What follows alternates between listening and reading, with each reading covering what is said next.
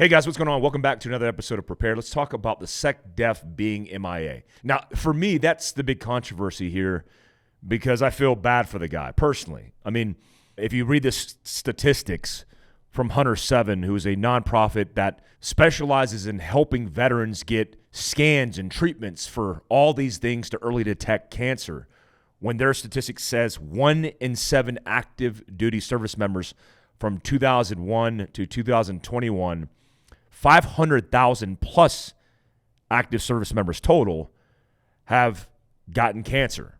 I mean, that's an alarming statistic. 1 in 7? Like what? When you look at this specific circumstance, the big issue is that he was missing in action. Nobody knew where he was, and he's the Secretary of Defense.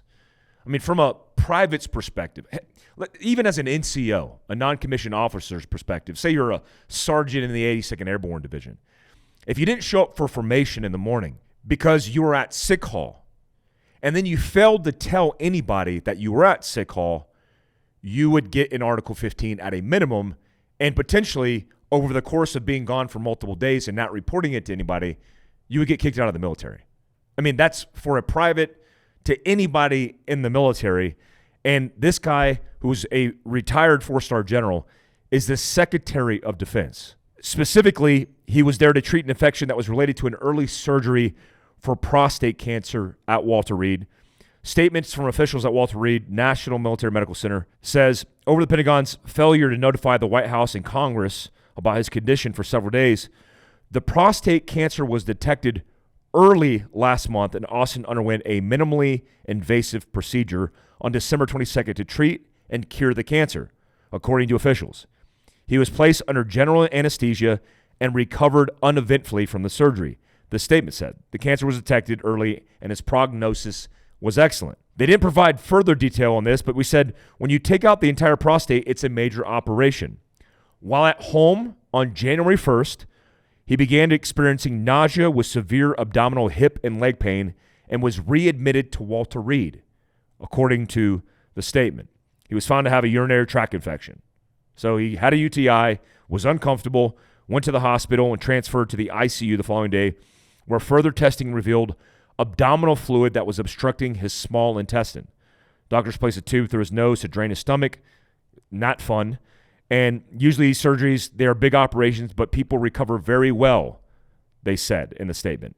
Austin's doctor said he has progressed steadily, and during this day, Secretary Austin never lost consciousness and never went general anesthesia. So that's not controversial because you got to get the treatment to get the care. Completely understand that.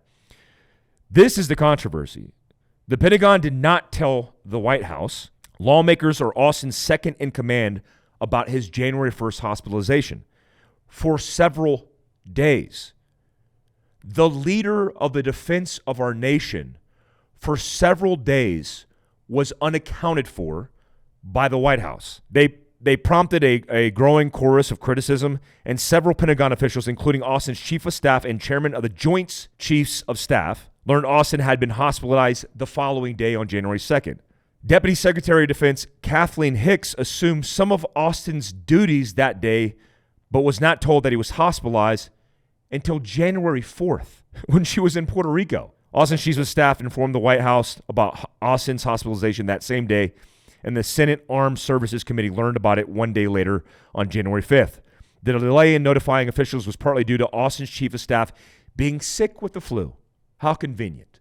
So if you're sick with the flu, and you're told that's an excuse for having the defense secretary for the national security of your nation being in the dark for 4 days. When pressed by reporters on why the chief of staff, even if sick, was unable to make notification sooner, Ryder replied, "I'm offering the facts as we have them in terms of explanation of how this happened and also the fact that we review our procedures and look at how we could do a better job in the future." The secrecy over Austin's condition has prompted calls for his firing or resignation. Now, I heard this on social media where people said, what business is it of anybody about his status? It's everybody's business, guys. This guy is not a private citizen. He is a retired 4-star general, and he's in charge of the defense of our nation as the Secretary of Defense. When I was in CENTCOM operating, he was the general in charge of Central Command. So this isn't new to him. And the overarching issue here is a lack of competency in both the White House and every single thing the White House touches in the government. I mean, you have illegal immigrants pouring across the border in record numbers, affecting even Democratic cities and states. We have nobody doing anything about that. And now we have the Secretary of Defense completely invested in foreign wars and conflict, completely checked out with nobody in charge. And that isn't alarming. If a private in the 82nd Airborne Division in one platoon in 1st Battalion of the 1st to 505th didn't show up, that would be a massive issue. People would be getting fired. Chains of commands would be notified, and people would be standing in front of the man. At a minimum, like I said, getting an Article 15 or potentially getting discharged from the military. And I quote, "It's a little crazy that we effectively lost track of arguably the second most important person in government, which is the Secretary of Defense," Republican Senator J.D. Vance of Ohio said Tuesday. So I think it reflects really poorly on the White House.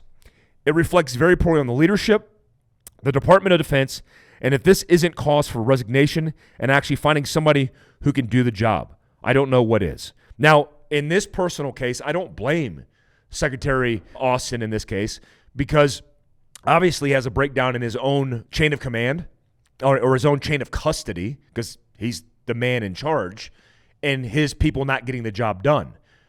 Ultimately, the responsibility falls on Biden and the White House. Guys, this is an ongoing issue that we're facing as a national crisis that we're bound to face for the next 5+ years. I mean, if we go a year and we survive to the elections, we're like 300 days out from the election, and we get 4 more years of that, we won't survive. I promise you that. I don't want to make this political. I just know we won't survive. The incompetency and lack of complete regard for our nation's national security is the last thing that we're thinking about as a White House, as an administration, and that's worrisome for a lot of Americans, including me. Guys, I'm headed off to the underground to talk about this even more. There's a lot of things I can't say that I want to say out loud about this circumstance. I'm also going to talk about this Chinese situation where they had supposedly a Chinese infiltrator come into the country. We'll talk about that in the underground as well. Make sure to follow the links down below, hit subscribe, notification tab, all that good stuff. And if you're not a Patreon member, I'll put the Patreon link down below. Thanks to my patrons for supporting this channel. Till next time, peace out, guys.